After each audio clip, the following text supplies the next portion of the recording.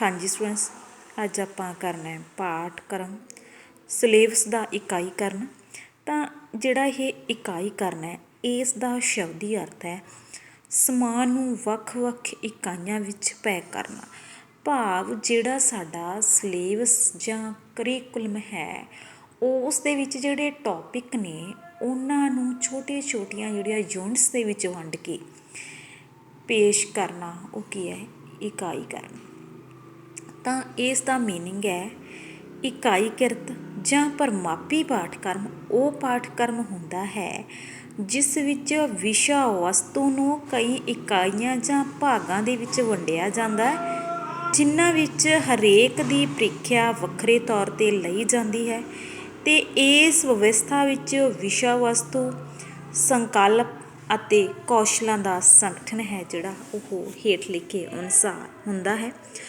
ਵਿਸ਼ਾ ਵਸਤੂ ਕਈ ਆਤਮ ਸੰਕੁਚਿਤ ਇਕਾਈਆਂ ਦੇ ਵਿੱਚ ਵੰਡਿਆ ਜਾਂਦਾ ਹੈ। ਵਿਸ਼ਾ ਵਸਤੂ ਇਕਾਈ ਦੀ ਪੂਰ ਪਰਿਭਾਸ਼ਿਤ ਤੇ ਸਪਸ਼ਟ ਸੀਮਾਵਾਂ ਹੁੰਦੀਆਂ ਨੇ ਤਾਂ ਇਸ ਨੂੰ ਛੋਟੇ ਛੋਟੇ ਯੂਨਿਟਸ ਦੇ ਵਿੱਚ ਡਿਵਾਈਡ ਕੀਤਾ ਜਾਂਦਾ ਹੈ। ਤਾਂ ਅੱਗੇ ਆਪਾਂ ਕਰਨੇ ਹੈ ਕਿ ਐਗਜ਼ਾਮੀਨੇਸ਼ਨ ਐਂਡ ਇਸ ਦੀਆਂ ਜਿਹੜੀਆਂ ਪੁਨਰ ਜਿਹੜੀਆਂ ਪ੍ਰੀਖਿਆਵਾਂ ਹੁੰਦੀਆਂ ਨੇ ਉਹ ਕਿਸ ਆਧਾਰ 'ਤੇ ਹੁੰਦੇ ਨੇ। ਤਾਂ ਇਸ ਪਾਠਕ੍ਰਮ ਦੇ ਵਿੱਚ ਕੋਰਸ ਦੇ ਦੌਰਾਨ ਵੱਖ-ਵੱਖ ਇਕਾਈਆਂ ਦੇ ਵਿੱਚ ਪ੍ਰੀਖਿਆ ਲਈ ਜਾਂਦੀ ਹੈ। ਉਦਾਹਰਨ ਵਜੋਂ 2 ਸਾਲਾ ਕੋਰਸ ਵਿੱਚ ਪਹਿਲੇ ਅਤੇ ਦੂਜੇ ਸਾਲ ਵਿੱਚ ਜੂਨ ਅਤੇ ਦਸੰਬਰ ਦੇ ਵਿੱਚ ਜਿਹੜੀ ਪ੍ਰੀਖਿਆ ਉਹ ਲਈ ਜਾਂਦੀ ਹੈ। ਉਸ ਦੇ ਵਿੱਚ ਕੁਛ ਕੁ ਜਿਹੜੇ ਯੂਨਿਟਸ ਨੇ ਉਹ ਜੂਨ ਅਤੇ ਕੁਛ ਜਿਹੜੇ ਯੂਨਿਟਸ ਨੇ ਉਹ ਦਸੰਬਰ ਦੇ ਵਿੱਚ ਉਹਨਾਂ ਦੀ ਐਗਜ਼ਾਮੀਨੇਸ਼ਨ ਜਿਹੜਾ ਉਹ ਲਈ ਜਾਂਦੀ ਹੈ। ਤਾਂ ਇਸ ਤਰ੍ਹਾਂ ਇਸ ਆਧਾਰ 'ਤੇ ਜਿਹੜੀ ਟੈਸਟਿੰਗ ਹੈ ਉਹ ਕੀਤੀ ਜਾਂਦੀ ਹੈ। ਅਕਸਰ ਕੋਰਸ ਦੇ ਦੂਜੇ ਸਾਲ ਵਿੱਚ ਇਕਾਈ ਦਾ ਸੰਖੇਪ ਸ਼ਾਮਿਲ ਮੁਲਾਂਕਣ ਹੈ ਜਿਹੜਾ ਉਹ ਕੀਤਾ ਜਾਂਦਾ ਹੈ। ਤਾਂ ਅਜਿਹਾ ਸਿਖਿਆਰਥੀ ਵਿਸ਼ੇ ਪ੍ਰਤੀ ਸੰਪੂਰਨ ਜਿਹੜੀ ਸਮਝ ਹੈ ਉਹਨਾਂ ਦੇ ਅੰਦਰ ਪੈਦਾ ਹੋ ਜਾਂਦੀ ਹੈ। ਤਾਂ ਇਸ ਦੇ ਵਿੱਚ ਕੀ ਹੈ ਕਿ ਕਈ ਵਿਦਿਆਰਥੀ ਅਜਿਹਾ ਅਗਲੀ ਇਕਾਈ ਦੀ ਪੜ੍ਹਾਈ ਕਰਦੇ ਸਮੇਂ ਨਾਲੇ ਨਾਲ ਕਰਦੇ ਰਹਿੰਦੇ ਨੇ, ਭਾਵ ਕਿ ਪੁਨਰ ਪ੍ਰੀਖਿਆ ਵਿੱਚ ਵੀ ਬੈਠ ਸਕਦੇ ਨੇ ਜਿਹਦੇ ਵਿੱਚ ਉਹ ਪਹਿਲੀਆਂ ਜਿਹੜੀਆਂ ਉਸ ਨੇ ਯੂਨਿਟਸ ਕੀਤੀਆਂ ਨੇ ਉਹਨਾਂ ਨੂੰ ਉਹ ਦੁਬਾਰਾ ਜਿਹੜਾ ਰਿਵਾਈਜ਼ ਹੈ ਉਹ ਕਰ ਸਕਦੇ। ਤਾਂ ਨੈਕਸਟ ਹੈ impact on teaching and learning ਕਿ ਜਿਹੜਾ ਇਹ ਸਿਲੇਬਸ ਜਾਂ ਕਰੀਕੁਲਮ ਆ ਯੂਨਿਟਸ ਦੇ ਵਿੱਚ ਵੰਡਿਆ ਹੁੰਦਾ ਹੈ ਇਸ ਦਾ ਟੀਚਿੰਗ ਅਤੇ ਲਰਨਿੰਗ 'ਤੇ ਕੀ ਇਫੈਕਟ ਪੈਂਦਾ। ਦੇਖੋ ਆਪਾਂ ਸਿਲੇਬਸ ਨੂੰ ਕੀ ਹੈ ਡਿਵਾਈਡ ਕਰ ਲੈਂਦੇ ਹਾਂ ਕਿ ਜਿਹੜੀਆਂ ਇਹ ਯੂਨਿਟਸ ਨੇ ਇਹਨਾਂ ਨੂੰ ਕਿਵੇਂ ਪੜ੍ਹਾਇਆ ਜਾਣਾ ਹੈ, ਕਿਸ ਮੰਥ ਦੇ ਵਿੱਚ ਪੜ੍ਹਾਉਣਾ ਹੈ ਅਤੇ ਕਿੰਨੇ ਸਮੇਂ ਦੇ ਵਿੱਚ ਪੜ੍ਹਾਉਣਾ ਹੈ। ਤਾਂ ਇੱਕ ਤਰ੍ਹਾਂ ਦਾ ਜਿਹੜਾ ਇੱਕ ਉਸ ਦੇ ਵਿੱਚ ਜਿਹੜਾ ਡਿਜ਼ਾਈਨ ਹੈ ਜਾਂ ਪਹਿਲਾਂ ਤੋਂ ਜਿਹੜੀ ਉਸ ਦੀ ਰੂਪ ਰੇਖਾ ਹੈ ਉਹ ਅੰਕਿਤ ਕਰ ਲਈ ਜਾਂਦੀ ਹੈ। ਤਾਂ ਇਸ ਤਰ੍ਹਾਂ ਇਕਾਈਕ੍ਰਿਤ ਪਾਠਕ੍ਰਮ ਸਪਸ਼ਟ ਅਤੇ ਲਚਕੀਨ ਢਾਂਚਾ ਪ੍ਰਦਾਨ ਕਰਦੇ ਨੇ। ਇਸ ਇਕਾਈ ਦੇ ਵਿਸ਼ੇ ਵਸਤੂ ਸੰਕਲਪ ਅਤੇ ਕੌਸ਼ਲ ਪੂਰਵ ਨਿਰਧਾਰਿਤ ਨੇ। ਪਹਿਲਾਂ ਤੋਂ ਹੀ ਨਿਰਧਾਰਿਤ ਹੁੰਦਾ ਹੈ ਕਿ ਕਿਹੜੀ ਯੂਨਿਟ ਕਿਸ ਮਹੀਨੇ ਦੇ ਵਿੱਚ ਕਰਾਉਣੀ ਹੈ ਅਤੇ ਇਸ ਨੂੰ ਕਿਹੜੀ ਮਤਲਬ ਕਿ ਜਿਹੜੇ ਟੀਚਿੰਗ ਮੈਥਡਸ ਨੇ ਉਹਨਾਂ ਦੇ ਅਕੋਰਡਿੰਗ ਕਰਾਉਣਾ ਹੈ। ਤਾਂ ਇਸ ਤਰ੍ਹਾਂ ਕੀ ਹੈ ਕਿ ਕੁਝ ਸਿਖਿਆਰਥੀਆਂ ਨੂੰ ਇਕਾਈਕ੍ਰਿਤ ਪ੍ਰੀਖਿਆਵਾਂ ਦੇ ਉਦੇਸ਼ ਪ੍ਰਬੰਧਯੋਗ ਅਤੇ ਪ੍ਰੋਤਸਾਹਨ ਪ੍ਰਦਾਨ ਕਰਨ ਵਾਲੇ ਲੱਗਦੇ ਨੇ।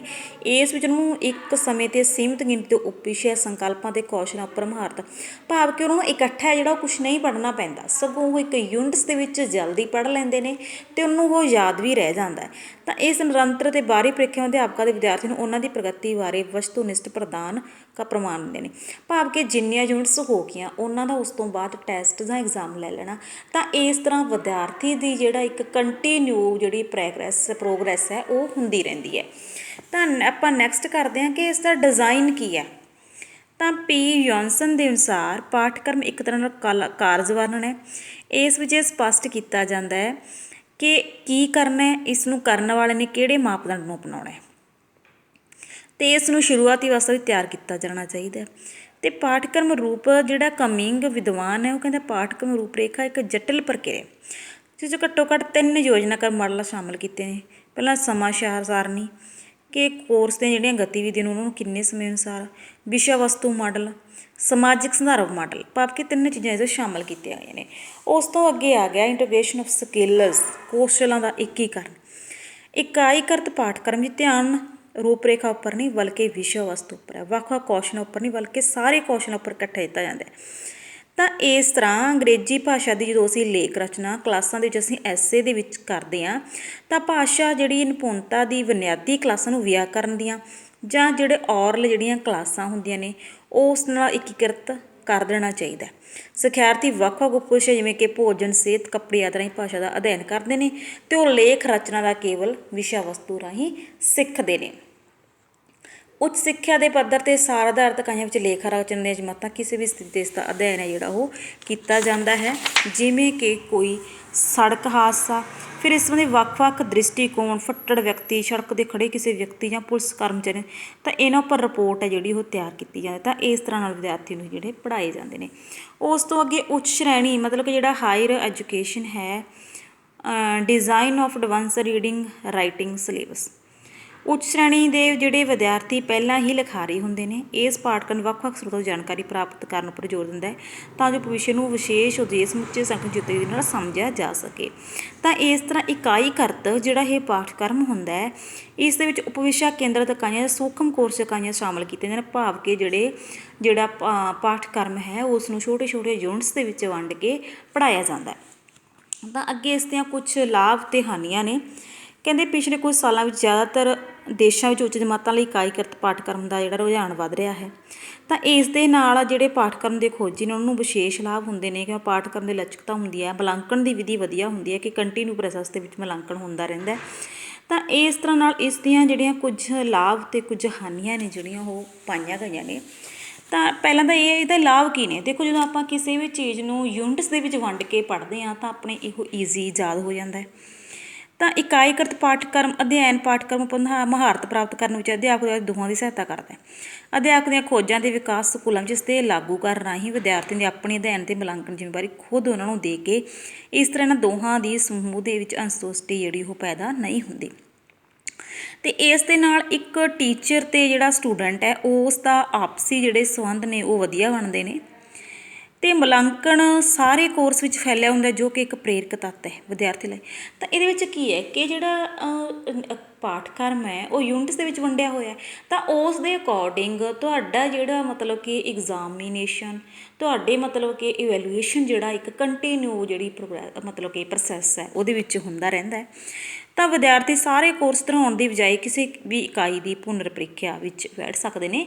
ਜਿਵੇਂ ਆਪਾਂ ਤੁਹਾਡੇ MST ਲੈਂਦੇ ਹਾਂ ਤਾਂ ਉਹਦੇ ਵਿੱਚ ਮਤਲਬ ਕਿ ਯੂਨਿਟ ਵੰਡੇ ਹੁੰਦੇ ਨੇ ਕਿ ਇੰਨੇ ਜਿਹੜੇ ਯੂਨਿਟ ਨੇ ਤੁਹਾਡੇ ਇਸ MST ਦੇ ਵਿੱਚ ਆਉਣੇ ਨੇ ਅਤੇ ਨੈਕਸਟ ਮਤਲਬ ਕਿ MST ਮਤਲਬ ਕਿ ਇਸ ਤਰੀਕੇ ਨਾਲ ਤੁਹਾਡੇ ਇਹ ਯੂਨਿਟ ਜਾਂ ਤੁਹਾਡਾ ਟੈਸਟ ਨੇ ਜਿਹੜੇ ਉਹ ਇਸ ਅਕੋਰਡਿੰਗ ਵੀ ਤੁਹਾਡਾ ਅੱਜ ਇਹ ਲੈਸਨ ਦਾ ਟੈਸਟ ਹੈ ਜਾਂ ਇਹ ਟੌਪਿਕ ਦਾ ਹੈ ਤਾਂ ਨੈਕਸਟ ਡੇ, ਭਾਵ ਕਿ ਤੁਹਾਨੂੰ ਵਾਰ-ਵਾਰ ਉਹੀ ਚੀਜ਼ ਹੈ ਜਿਹੜੀ ਉਹ ਨਹੀਂ ਪੜ੍ਹਨੀ ਪੈਂਦੀ। ਤਾਂ ਇਕਾਈਕ੍ਰਿਤ ਪਾਠਕ੍ਰਮ ਵਿਦਿਆਰਥੀਆਂ ਲਈ ਆਪਣੇ ਅਧਿਐਨ ਉੱਪਰ ਧਿਆਨ ਦੇਣਾ ਅਤੇ ਆਪਣੇ ਸਮੇਂ ਨੂੰ ਪ੍ਰਭਾਵਸ਼ਾਲੀ ਢੰਗ ਦੇ ਨਾਲ ਕਿਵੇਂ ਉਪਯੋਗ ਕਰਨਾ ਇਸ ਦੇ ਲਈ ਸਹਾਇਤਾ ਕਰਦਾ। ਅਤੇ ਇਸ ਦੇ ਵਿੱਚ ਕੀ ਹੈ, ਜਿਹੜਾ ਇਗਜ਼ਾਮ ਦਾ ਬੋਝ ਆ ਉਹ ਵੀ ਘਟਦਾ ਹੈ। ਇਹ ਇਵੈਲੂਏਸ਼ਨ ਦੀ ਇੱਕ ਵਧੀਆ ਜਿਹੜੀ ਕਿਸਮ ਹੈ ਅਤੇ ਸਾਨੂੰ ਬਸ ਜਿਹੜੇ ਮਤਲਬ ਕਿ ਘੱਟ ਜਿਹੜੇ ਯੂਨਿਟਸ ਨੇ ਉਹਨਾਂ ਦੀ ਮਤਲਬ ਕਿ ਰਿਵੀਜ਼ਨ ਕਰਨੀ ਜਿਹੜੀ ਸੌਖੀ ਹੋ ਜਾਂਦੀ ਹੈ। ਤਾਂ ਇਸ ਦੇ ਕੁਝ ਡਿਸਐਡਵਾਂਟੇਜ ਨੇ, ਮਤਲਬ ਕਿ ਖਾਮੀਆਂ ਨੇ ਇਹੀ ਆ ਜਿਹਦੇ ਵਿੱਚ ਪਾਠਕ੍ਰਮ ਲਾਗੂ ਕਰਨ ਅਤੇ ਮੁਲਾਂਕਣ ਜਿਹੜਾ ਵਿਵਸਥਾ ਦੀਆਂ ਵਿਧੀਆਂ ਕਾਰਨ ਸਿੱਖਿਆ ਪ੍ਰੋਗਰਾਮ ਦੀ ਇਕਸਾਰਤਾ ਵਿੱਚ ਕਮੀ ਹੁੰਦੀ ਰਹਿੰਦੀ ਹੈ ਅਤੇ ਸਿੱਖਣ ਦੇ ਵਿੱਚ ਜਿਹੜਾ ਵਿਭਾਗੀਕਰਨ ਦਾ ਖਤਰਾ ਬਣਿਆ ਰਹਿੰਦਾ ਹੈ। ਇਸ ਵਿੱਚ ਵਿਸ਼ਿਆਂ ਬਾਰੇ ਮਾੜਾ ਦ੍ਰਿਸ਼ਟੀਕੋਣ ਅਤੇ ਗਿਆਨ ਦੇ ਵੱਖ ਖੇਤਰਾਂ ਨੂੰ ਜੋੜਨ ਵਿੱਚ ਅਸਮਰੱਥਾ ਹਾਸਲ ਸ਼ਾਮਲ ਹੈ। ਮੁਲਾਂਕਣ ਸਾਰੇ ਕੋਰਸ ਦੌਰਾਨ ਚੱਲਦਾ ਰਹਿੰਦਾ ਹੈ ਅਤੇ ਇਸ ਕੋਰਸ ਦੇ ਅੰਤ ਤੱਕ ਹੀ ਸੀਮਿਤ ਨਹੀਂ ਹੁੰਦਾ, ਭਾਵ ਕਹਿੰਦੇ ਵੀ ਕੰਟੀਨਿਊ ਮਤਲਬ ਕਿ ਪ੍ਰੋਸੈਸ ਦੇ ਵਿੱਚ ਜਿਹੜਾ ਮੁਲਾਂਕਣ ਇਵੈਲੂਏਸ਼ਨ ਉਹ ਚੱਲਦਾ ਰਹਿੰਦਾ। ਥੋੜ੍ਹੇ ਚਿਰ ਲੰਮੇ ਸਮੇਂ ਟੀਚਿਆਂ ਉੱਪਰ ਭਾਰੂ ਰਹਿੰਦੇ ਨੇ। ਜੇਕਰ ਪੁਨਰ ਪ੍ਰੀਖਿਆਵਾਂ ਸਹੀ ਢੰਗ ਨਾਲ ਸੰਗਠਨ ਹੋਣ ਤਾਂ ਵਿਦਿਆਰਥੀ ਕਈ ਇਕਾਈਆਂ ਦੇ ਪੁਨਰ ਪ੍ਰੀਖਿਆਵਾਂ ਵਿੱਚ ਬੈਠਣਗੇ। ਇਸ ਨਾਲ ਸਕੂਲ ਦੇ ਸੰਸਥਾਵਾਂ, ਭਾਵ ਕਿ ਜਦੋਂ ਮਤਲਬ ਕਿ ਉਹ ਪ੍ਰੀਖਿਆਵਾਂ ਦੇ ਵਿੱਚ ਵਧੀਆ ਰਿਜ਼ਲਟਸ ਨਹੀਂ ਆਉਂਦੇ ਤਾਂ ਉਹਨਾਂ ਨੂੰ ਦੁਬਾਰਾ ਉਹਨਾਂ ਇਕਾਈਸ ਦੀ ਹੀ ਯੂਨਿਟ ਉਹ ਜਿਹੜੀਆਂ ਯੂਨਿਟਸ ਨੇ ਉਹਨਾਂ ਦੀ ਰਿਵੀਜ਼ਨ ਕਰਨੀ ਪੈਂਦੀ ਹੈ ਅਤੇ ਦੁਬਾਰਾ ਪ੍ਰੀਖਿਆ ਦੇ ਵਿੱਚ। ਤਾਂ ਕਹਿੰਦੇ ਇਸ ਦੇ ਨਾਲ ਸਕੂਲ ਦੇ ਜਿਹੜੇ ਮਤਲਬ ਕਿ ਇੱਕ ਸਿਸਟਮ ਹੈ ਕਹਿੰਦੇ ਉਸ 'ਤੇ ਕਾਫੀ ਬੋਝ ਪੈਂਦਾ। ਤਾਂ ਇਕਾਈਕ੍ਰਿਤ ਪਹੁੰਚ ਨੂੰ ਅਪਣਾਉਣ ਨਾਲ ਇਕਸਾਰ ਅਤੇ ਵਿਕਾਸ ਮੁਖੀ ਕੋਰਸ ਵਿੱਚ ਵਿਘਨ ਪੈਂਦਾ। ਇਸ ਲਈ ਕੁਝ ਲੋਕ ਪਾਠਕ੍ਰਮ ਦੀ ਰੇਖਾਗਤ ਪਹੁੰਚ ਅਤੇ ਉਪਯੋਗ ਉੱਪਰ ਵਧੇਰੇ ਜ਼ੋਰ ਦਿੰਦੇ ਨੇ। ਤਾਂ ਇਸ ਤਰ੍ਹਾਂ ਇਸ ਦੇ ਵਿੱਚ ਕਿਹਾ ਗਿਆ ਕਿ ਮਤਲਬ ਕਿ ਅਸੀਂ ਵਾਰ-ਵਾਰ ਯੂਨਿਟਸ ਦੇ ਵਿੱਚ ਜਦੋਂ ਸਿਲੇਬਸ ਨੂੰ ਡਿਵਾਈਡ ਕਰਦੇ ਹਾਂ ਤਾਂ ਕਹਿੰਦੇ ਵੀ ਜਿਹੜੇ ਮਤਲਬ ਕਿ ਅਸੀਂ ਇੱਕ ਵਾਰੀ ਪੜ੍ਹ ਲਿਆ ਉਸ ਤੋਂ ਬਾਅਦ ਅਸੀਂ ਨੈਕਸਟ ਜਿਹੜੀ ਦੂਸਰੀ ਯੂਨਿਟ ਪੜ੍ਹਾਂਗੇ ਤਾਂ ਅਸੀਂ ਪਹਿਲਾਂ ਮਤਲਬ ਕਿ ਕੀ ਪੜ੍ਹਿਆ ਕਹਿੰਦੇ ਉਸ ਵਾਰੀ ਅਸੀਂ ਭੁੱਲ ਜਾਂਦੇ ਹਾਂ। ਤਾਂ ਇਸ ਤਰ੍ਹਾਂ ਇਸ ਦੀਆਂ ਜਿਹੜੀਆਂ ਕਮੀਆਂ ਨੇ ਅਤੇ ਅਲੱਗ-ਅਲੱਗ ਯੂਨਿਟਸ ਦੇ ਵਿੱਚ ਵੰਡ ਕੇ ਮੁਲਾਂਕਣ ਹੈ ਜਿਹੜਾ ਇਵੈਲੂਏਸ਼ਨ ਹੈ ਉਹ ਸਾਰਾ ਸਾਲ ਹੀ ਚੱਲਦਾ ਰਹਿੰਦਾ। ਤਾਂ ਇਸ ਦੇ ਨਾਲ ਜਿਹੜਾ ਮਤਲਬ ਕਿ ਵਿਦਿਆਰਥੀਆਂ ਨੂੰ ਭਾਰੀ ਸਮੱਸਿਆਵਾਂ ਦਾ ਸਾਹਮਣਾ ਕਰਨਾ ਪੈਂਦਾ। ਤਾਂ ਇਸ ਤਰ੍ਹਾਂ ਇਸ ਦੀਆਂ ਕੁਝ ਜਿਹੜੀਆਂ ਖਾਮੀਆਂ ਨੇ ਉਹ ਕੱਢੀਆਂ ਗਈਆਂ। Thank you.